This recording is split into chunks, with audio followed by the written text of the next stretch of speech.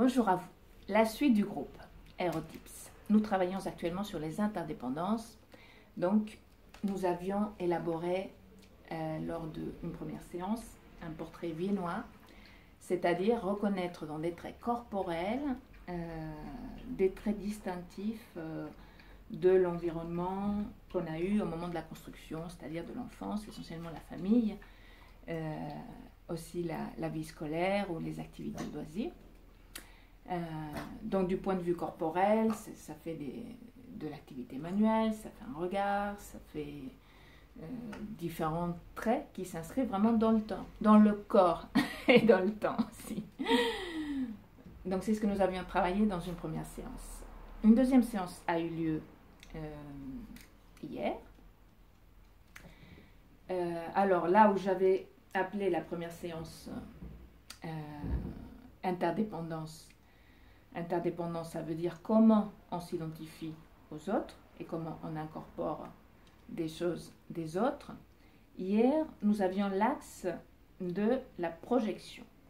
Moi, je préfère le terme incorporation plutôt qu'introjection. Hier, on a travaillé sur la projection et c'est un peu du même ordre. C'est-à-dire que c'est une projection corporelle. C'est une sorte...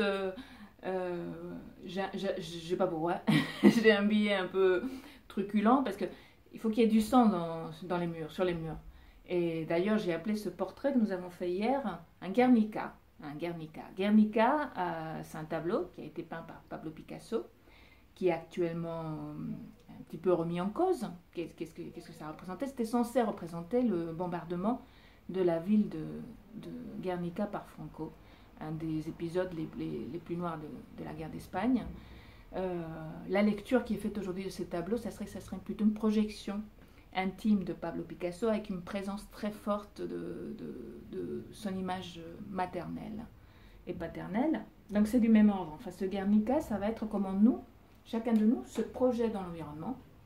Aujourd'hui même, nous avons travaillé sur comment chacun se retrouve dans son groupe de travail, son équipe, ses collaborateurs, ses partenaires, son chef. Dans ce mode corporel et puis souvent morcelé. Donc on se retrouve avec des portraits où il y a l'oreille attentive de la collègue, où on trouve les pieds du grand directeur qui passe pour prendre des nouvelles. Donc ce qui nous marque, c'est ce mouvement, c'est ces pieds qui sont très présents.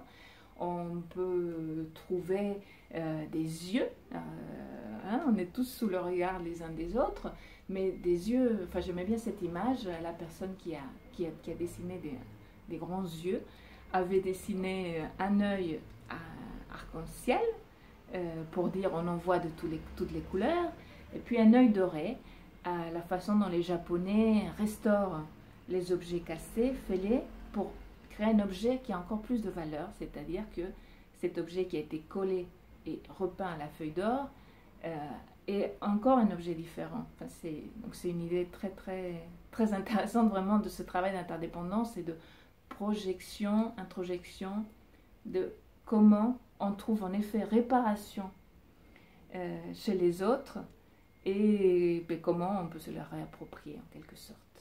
Voilà. Dans ce cycle continu, le 6 décembre, si vous souhaitez nous rejoindre, bienvenue à vous. Et je vous dirai la suite. Tout ça s'élabore en marchant, donc il n'y a pas une feuille de solution. Chacun la sienne. Merci de votre écoute et de votre fidélité. Merci. À bientôt.